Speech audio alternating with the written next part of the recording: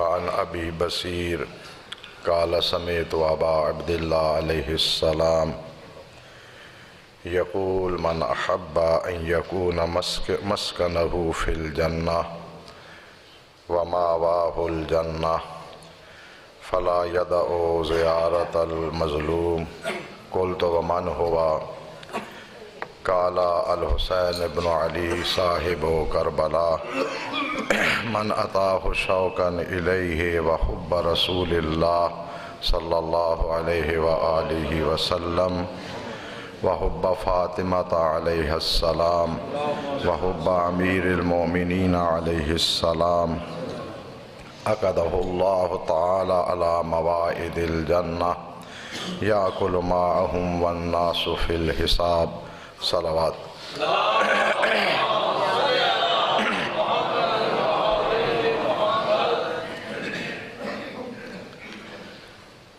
سب سے پہلے اپنی طرف سے اور تمام مومنین و مومنات کی طرف سے بارگاہ رسالت و امامت بالخصوص بارگاہ حضرت ولی عصر صلوات اللہ علیہ میں اربعین حسینی کی مناسبت سے تسلیت اور تعزیت پیش کرتا ہوں، اس دعا کے ساتھ کہ خدا بند متعال ہمیں حضرت سید الشہداء صلوات اللہ علیہ کے پیروکاروں میں سے شمار فرمائے۔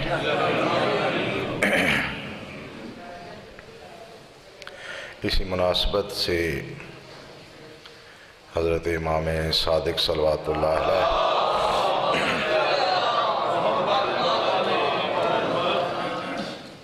سے منقول حدیث مبارک تلاوت کی ہے، جس میں ابو بصیر راوی بیان کرتا ہے کہ میں نے حضرت صادق علیہ السلام کو یہ فرماتے ہوئے سنا کہ آپ فرما رہے تھے من احب ان یکون مسکنہ فی الجنہ وماواہ الجنہ، جو یہ بات پسند کرے کہ اس کا مسکن جنت میں ہو اور اس کی جائے پناہ جنت ہو، فلا یدع زیارت المظلوم، تو اسے مظلوم کی زیارت نہیں چھوڑنی چاہیے۔ قلت من ہوا، میں نے عرض کی کہ مظلوم سے آپ کی مراد کون سی شخصیت ہے؟ قال الحسین بن علی صاحب کربلا، حسین ابن علی جو صاحب کربلا ہیں۔ من اتاہ شوقا الیہ وحب رسول اللہ صلی اللہ علیہ وآلہ وسلم، جو شخص بھی آپ کی زیارت کے لیے وہاں جائے، زیارت کا اشتیاق رکھتے ہوئے سرکار دو عالم صدیقہ طاہرہ اور امیر المومنین علیہ السلام کی محبت رکھتے ہوئے زیارت کے لیے جائے، تو عقدہ اللہ تعالی علی موائد الجنہ یأکل معہم،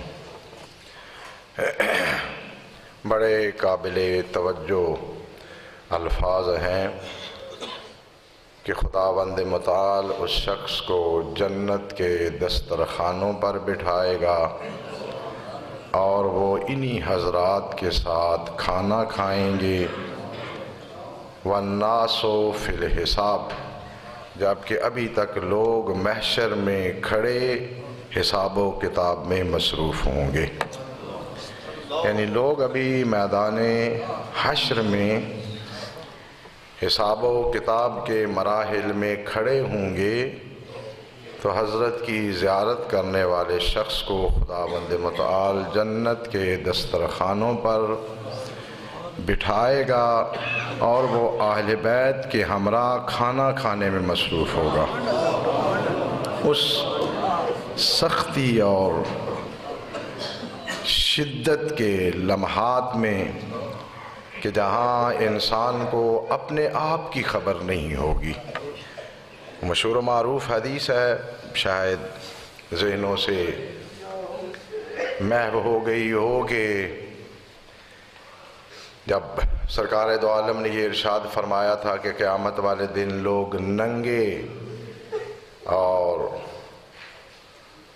معشور ہوں گے، تو جناب فاطمہ بنت اسد نے کہا تھا کہ یہ بڑا وحشتناک منظر ہوگا۔ دیگر صحابہ اہل بیت سے بھی اس قسم کے الفاظ منقول ہیں۔ تو جواب یہ آیا تھا کہ لوگ اپنے آپ میں اتنے مصروف ہوں گے کہ انہیں یہ خبر ہی نہیں ہوگی کہ ساتھ کھڑا ہوا شخص ننگا ہے یا اس نے لباس پہن رکھا ہے۔ تو اس شدت کے روز، اس سختی کے روز جب لوگ اپنے ارد گرد کے ماحول سے بالکل بے خبر ہوں گے، آنکھیں کھلی ہوں گی، کان کام کر رہے ہوں گے، لیکن اپنے آپ میں اتنے مصروف ہوں گے کہ انہیں ایسی چیز کا احساس ہی نہیں ہوگا کہ سارے کا سارا میدان، اس میں جو لوگ کھڑے ہیں وہ ننگے کھڑے ہیں۔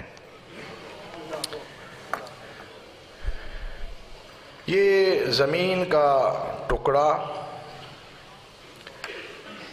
جہاں پر نواسہ رسول کا جسد اقدس بطور امانت اس زمین نے اپنے پاس رکھا ہوا ہے، یہ اللہ کے ہاں بڑی اہمیت اور عظمت کا ٹکڑا ہے۔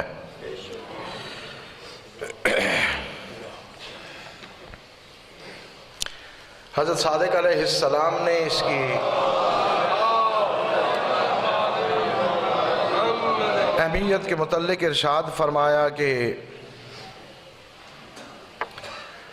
وہ زمین کا ٹکڑا جہاں پر بیت اللہ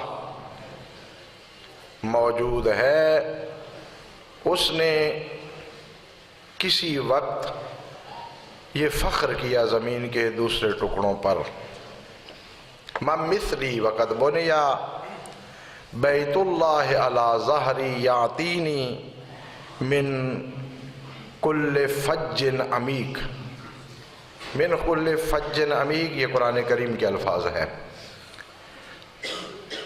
کہ مجھ جیسا کون ہے، میری پشت پر اللہ کا گھر بنایا گیا ہے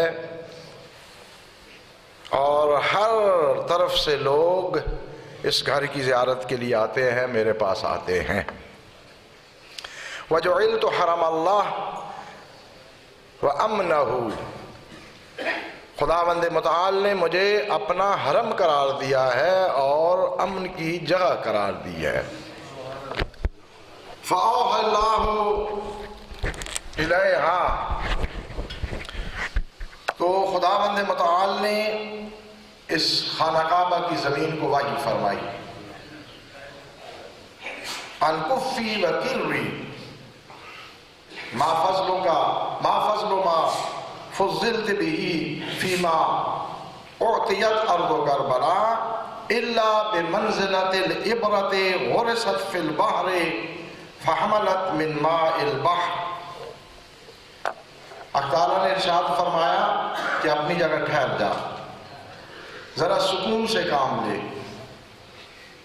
اس لیے کہ تیری فضیلت جو تجھے عطا کی گئی ہے یہ اس فضیلت کے مقابلہ میں جو کربلا کی زمین کو عطا کی گئی ہے ایسے ہی ہے جیسے برے سمندر میں سوئی کو ڈبویا جائے تو سوئی کے سوراخ میں جتنا پانی آتا ہے، تیری فضیلت عرض کر کربلا کے مقابلہ میں اتنی ہی ہے۔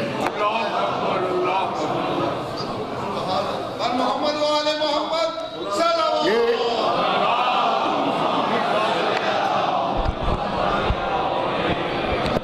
یہ کسی خطیب یا رائٹر کے الفاظ نہیں ہیں، یہ تاجدار امامت و عصمت کے الفاظ ہیں، نپے تلے ہوئے الفاظ کہ سمندر میں اگر ایک سوئی کو ڈبویا جائے، ما فضل ما فضلت به فیما اعطیت ارض کربلا الا بمنزلت العبرہ غرست فی البحر فحملت من ماء البحر، جتنی وہ سوئی اس میں ڈبونے سے جتنا وہ پانی اپنے ساتھ لاتی ہے، تیری فضیلت عرض کربلا کے مقابلہ میں اتنی ہی ہے۔ اب وہ سوئی کتنا پانی لاتی ہے، اسے سمندر کے پانی کے ساتھ کوئی نسبت ہو ہی نہیں سکتی۔ اور اس کے بعد ارشاد فرمایا ولولا تربت کربلا ما فضلتک ولولا من تضمنہ ارض کربلا ما خلقتک، اگر کربلا کی زمین نہ ہوتی تو میں تجھے فضیلت عنایت ہی نہ کرتا، اور اگر وہ امانت جو کربلا نے اٹھا رکھی ہے، وہ ذات جو کربلا کی زمین میں دفن ہے اور جس نے ہونا ہے، اگر وہ ذات نہ ہوتی تو میں تجھے خلق ہی نہ کرتا۔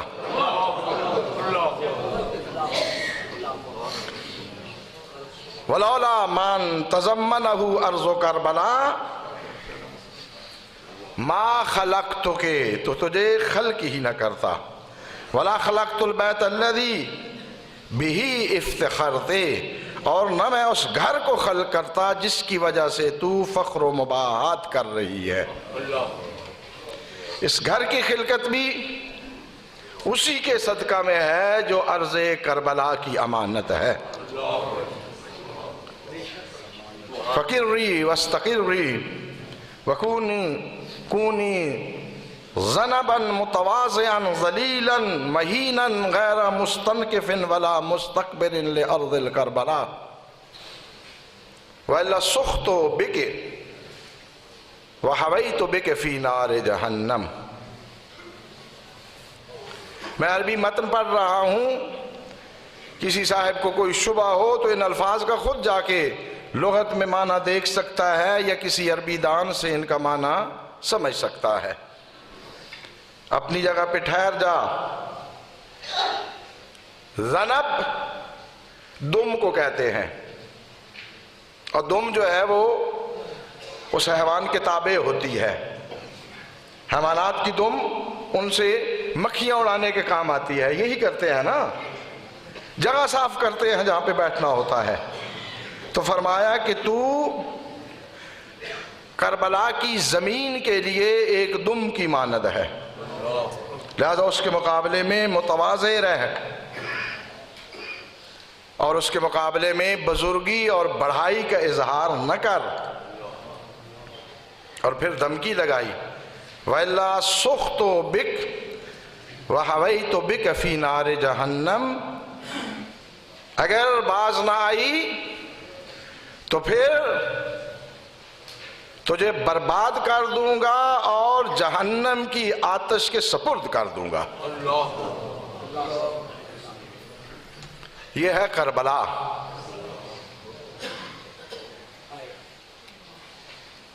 ایک اور حدیث میں حضرت باقر صلوات اللہ علیہ نے ارشاد فرمایا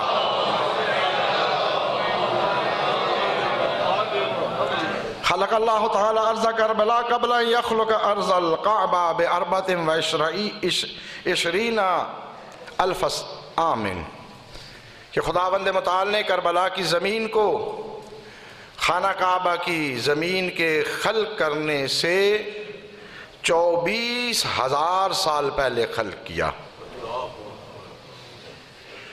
وَقَدَّسَهَا وَبَارَكَ عَلَيْهَا، پھر اس کی تقدیس کی، اس پہ برکتیں نازل فرمائی۔ فَمَا زَالَتْ قَبْلَ خَلْقِ اللَّهِ الْخَلْقَ مُقَدَّسَةً مُبَارَكَةً، ابھی مخلوق کا نام و نشان نہیں تھا، یہ زمین مقدس بھی تھی اور برکت والی بھی تھی۔ وَلَا تَزَالُ كَذَلِكَ حَتَّى يَجْعَلَ اللَّهُ أَفْضَلَ أَرْضٍ فِي الْجَنَّةِ، اور یہ ہمیشہ اس تقدس اور برکت پہ باقی رہی یہاں تک کہ خداوند متعال نے اسے جنت کی زمینوں میں سے سب سے زیادہ فضیلت والی زمین قرار دیا۔ وَأَفْضَلَ مَنزَلٍ وَمَسْكَنٍ يُسْكِنُ اللَّهُ فیہ اولیاءہ فی الجنہ. اس جملے پہ غور فرمانا، معصوم کے الفاظ ہیں، اور اسے بہترین مسکن اور منزل بنایا ان لوگوں کے لیے کہ جو اس کے اولیاء ہیں جنت میں جب وہ جائیں گے، جن کو بہترین مسکن اور افضل منظر حق تعالیٰ عنایت فرمائے گا، انہیں سرزمین کربلا پہ رہائش عنایت فرمائے گا. یعنی جنت کی اعلیٰ ترین سرزمین. اور ایک اور حدیث مبارک میں حضرت صادق صلوات اللہ علیہ نے عرض کربلا کے متعلق ارشاد فرمایا کہ حدیث طولانی ہے، صرف ایک جملہ اس سے عرض کر رہا ہوں. اس کی فضیلت میں بیان فرمایا لِيَكُونَنَّ لِشِيَّتِنَا خِيَرَةً إِلَىٰ ظُهُورِ قَائِمَنَا علیہ السلام، کہ خداوند متعال نے اس زمین کو ہمارے شیعوں کے لیے اچھائی کی جگہ بنایا ہے ہمارے قائم کے ظہور کے وقت تک. خیرہ ہے ہمارے شیعوں کے لیے. اور یہ حدیث ذرا غور سے سماعت فرمانی ہے، بڑی اہمیت والی حدیث مبارک ہے کہ یہ جو حضرت سید الشہداء صلوات اللہ علیہ کی قبر ہے اطہر ہے،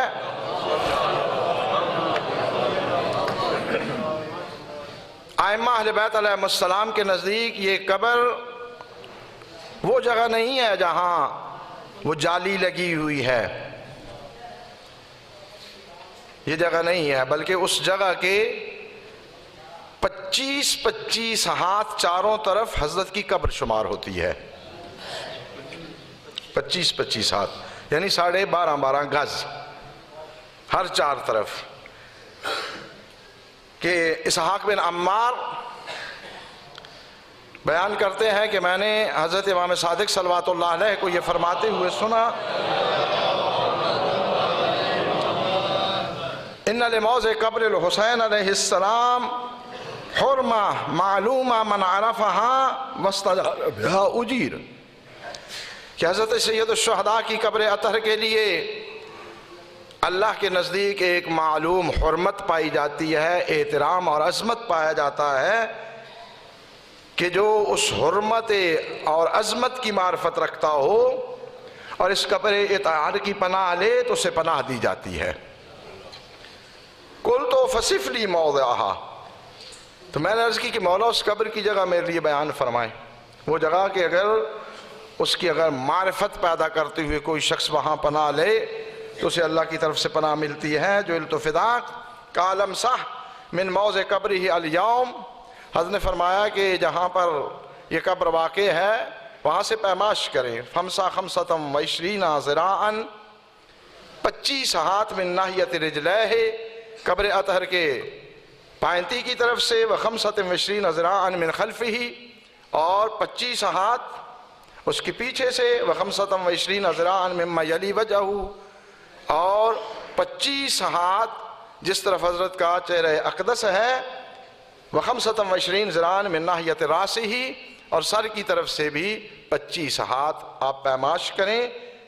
یہ وہ جگہ ہے جسے قبر الحسین ابن علی کہا جاتا ہے. غور فرمانا اس پوری جگہ کی اہمیت. حضرت ارشاد فرمایا وموضع قبرہ منذ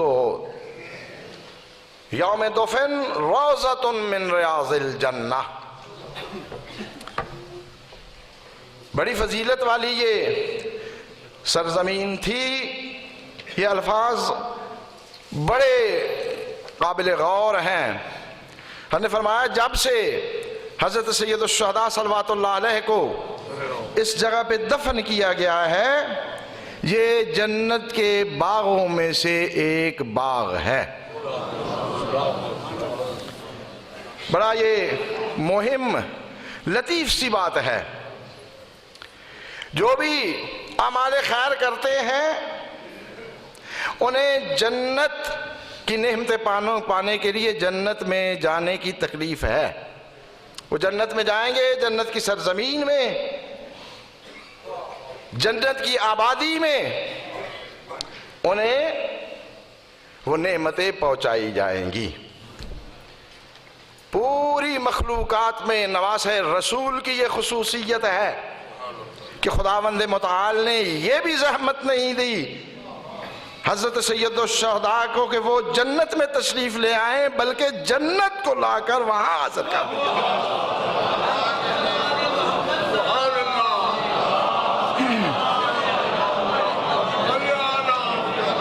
روضۃ من ریاض الجنہ،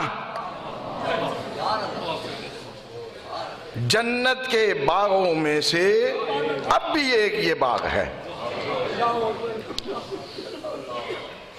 وَمِنْهُ مِعْرَاجٌ يُعْرَجُ فِيهِ بِأَعْمَالِ زُوَّارِهِ إِلَى السَّمَاءِ، یہ بھی اسی جگہ کی خصوصیت ہے کہ یہ معراج ہے، یعنی ایسی جگہ ہے جہاں سے آسمانوں کی طرف پرواز شروع ہوتی ہے۔ معراج یعرج فیہ بِأَعْمَالِ زُوَّارِهِ إِلَى السَّمَاءِ، اس جگہ سے نواسۂ رسول کی زیارت کرنے والے لوگوں کے اعمال کو آسمان کی طرف لے جاتے ہیں۔ عمل وہ کہیں کرے، اس کے اعمال کو آسمان پہ اس حدود اربع کے اندر سے آسمانوں کی طرف اٹھایا جاتا ہے۔ فَلَيْسَ مَلَكٌ وَلَا نَبِيٌّ فِي السَّمَاوَاتِ إِلَّا وَهُمْ يَسْأَلُونَ اللَّهَ أَن يَأْذَنَ لَهُمْ فِي زِيَارَةِ الْحُسَيْنِ علیہ السلام۔ اللہ اکبر، نواسۂ رسول کی عظمت۔ کسی بادشاہ کے گھر جانا ہو تو وہاں ایک قاصد، ایک ملازم، ایک محافظ سے اجازت کی ضرورت ہے۔ ائمہ اہل بیت علیہم السلام کہ قبور اطہار و طیبہ پر جب کوئی حاضر ہوتا ہے تو وہاں اذن دخول لکھا ہوتا ہے، بِإِذْنِ اللَّهِ وَإِذْنِ رَسُولِهِ وَمَلَائِكَتِهِ، اور پھر اس معصوم سے اذن طلب کیا جاتا ہے اور پوچھا جاتا ہے ادخلوا یا ابن رسول اللہ، کیا مجھے داخل ہونے کی اجازت ہے؟ یہ تنہا نواسۂ رسول ہیں جس کی زیارت کے لیے آسمان میں موجود انبیاء اور ملائکہ جب زیارت کے لیے آنا چاہتے ہیں تو پہلے اللہ کی بارگاہ سے اجازت طلب کرتے ہیں۔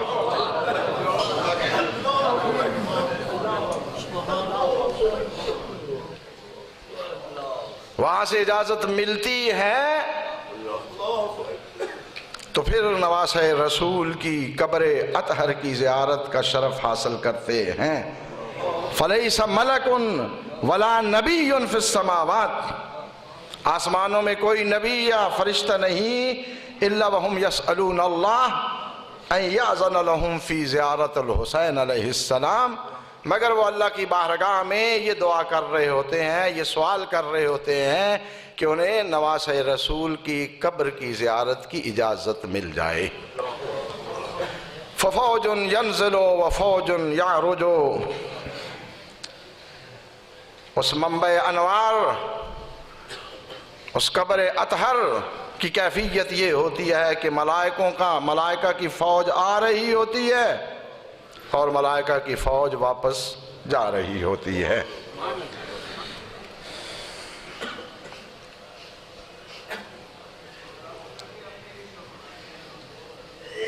لہذا بڑے خوش نصیب ہیں وہ لوگ جنہیں حق تعالیٰ کی طرف سے یہ اسباب فراہم ہوتے ہیں کہ اس جنت کی سرزمین میں نواسۂ رسول کی زیارت سے مشرف ہوں۔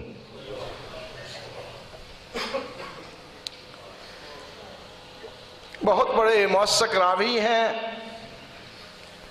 سلیمان اعمش، کوفے کا رہائشی ہے، شاید حضرت صادق صلوات اللہ علیہ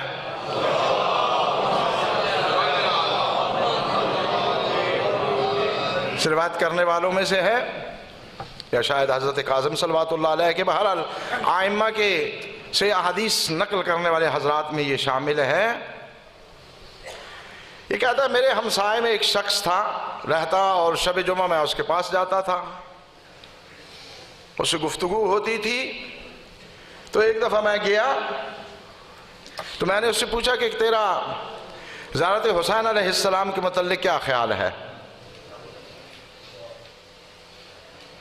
وہ صاحب جواب میں کہنے لگے الیاذ باللہ کہ نواس رسول کی زیارت بدعت ہے، ہر بدعت گمراہی ہوتی ہے، اور ہر گمراہی والا قیامت کے دن جہنم میں ڈالا جائے گا۔ کہتا ہے مجھے بڑا غصہ آیا لیکن برداشت کر گیا۔ پورے رات جو ہے وہ دماغ میں یہ بات گھومتی رہی۔ میں نے فیصلہ کیا کہ صبح سحر کے وقت جاؤں گا، اسے بات سمجھانے کی کوشش کروں گا، حضرت کی زیارت کے متعلق جو فضائل ہیں وہ بتاؤں گا، سرکار رسالت سے جو تعلق ہے وہ بتاؤں گا۔ جب سحر ہوئی تو میں تیزی سے گیا، باہر نکلا، اس کے دروازے کو کھٹکھٹایا۔ اندر سے اس کی بیوی نے جواب دیا کہ وہ تو رات کے آخری حصے سے کربلا چلا گیا زیارت کے لیے۔ بڑا میں حیران ہوا کہ رات کو کہہ رہا تھا یہ بدعت ہے، گمراہی ہے، اور اب خود زیارت پہ چلا گیا ہے۔ میں نے بھی وہیں سے قصد کیا کربلا کا۔ جب میں پہنچا تو دیکھا کہ اس نے سر سجدے میں رکھا ہوا ہے اللہ کی بارگاہ میں، انی تائبن، میں خدایا توبہ کرتا ہوں۔ جب سجدے سے فارغ ہوا تو میں نے کہا کہ بھائی رات کو تو آپ کہہ رہے تھے کہ یہ گمراہی ہے، بدعت ہے، ضلالت ہے، اور اب خود یہاں ہو۔ کہا کہ بات ایسے ہی، لیکن جب رات میں سویا تو میں نے دیکھا، طولانی حدیث ہے میں مختصر کر کے بیان کر رہا ہوں، سرکار دو عالم کی زیارت ہوئی حضرت امیر المومنین صلوات اللہ علیہ کی،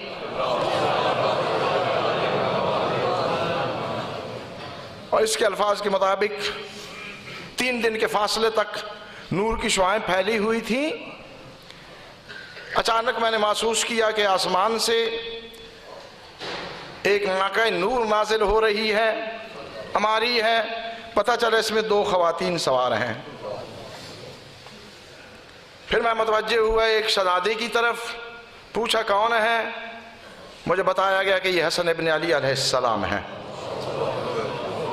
میں نے کہا کہ یہ سب کہاں جا رہے ہیں؟ مجھے بتایا گیا کہ یہ سب مظلوم کربلا کی زیارت کے لیے جا رہے ہیں۔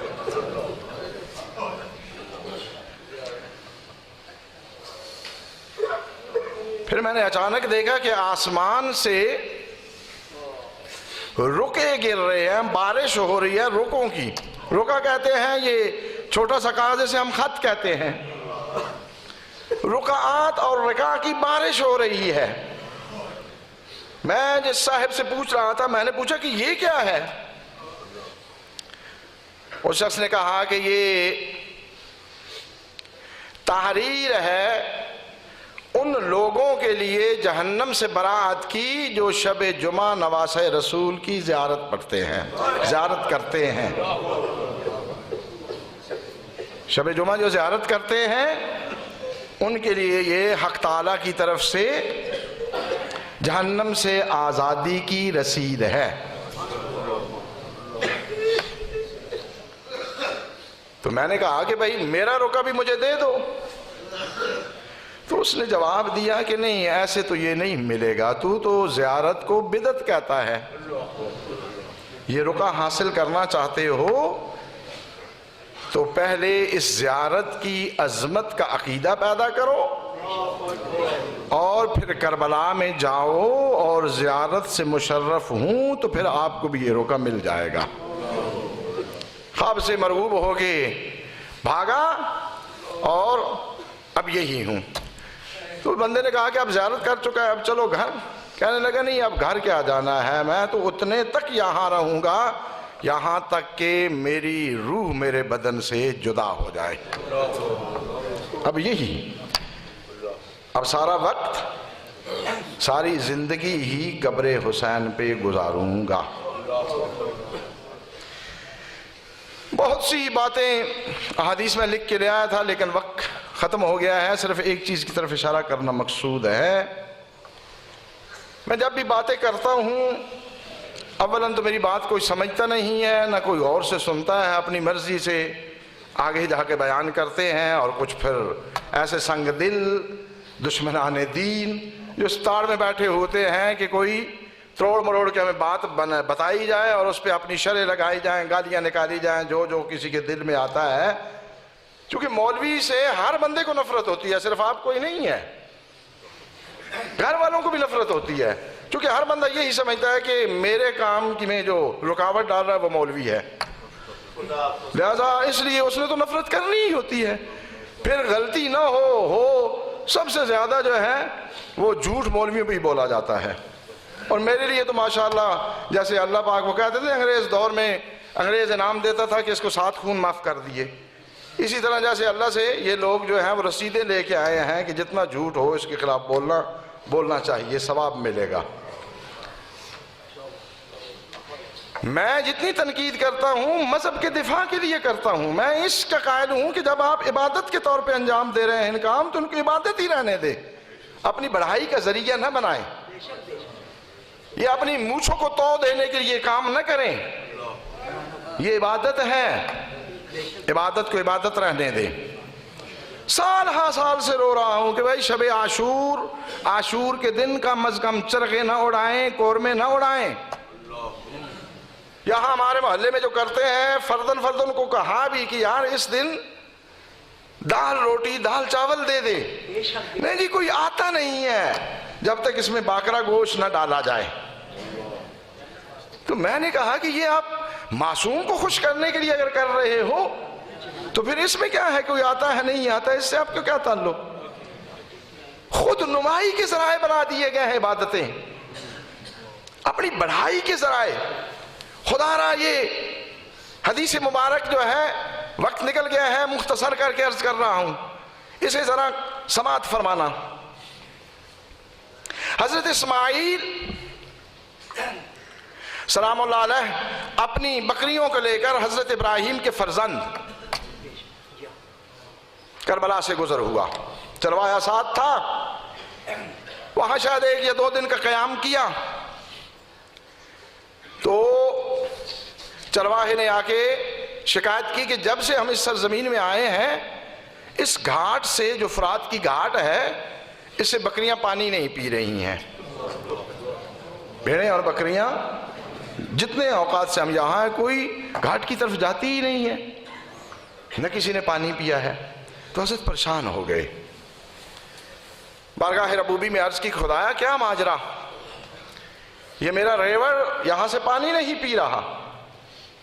حضرت جبرائیل تشریف لے آئے، فرمایا کہ اللہ کا حکم ہے کہ ہم سے نہ پوچھو، خود ان بھیڑ بکریوں سے پوچھ لو۔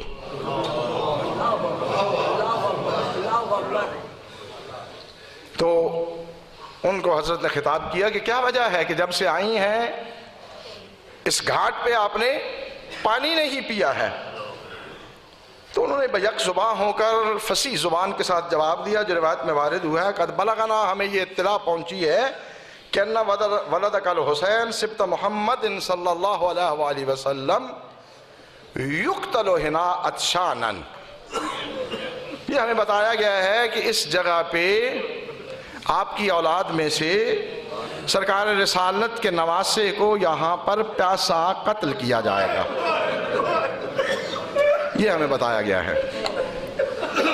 فَنَحْنُ لَا نَشْرَبُ مِنْ هَذِهِ الْمَشْرَعَةِ حُزْنًا عَلَيْهِ، ہم اس گھاٹ سے نواسہ رسول کا غم مناتے ہوئے پانی نہیں پی رہے،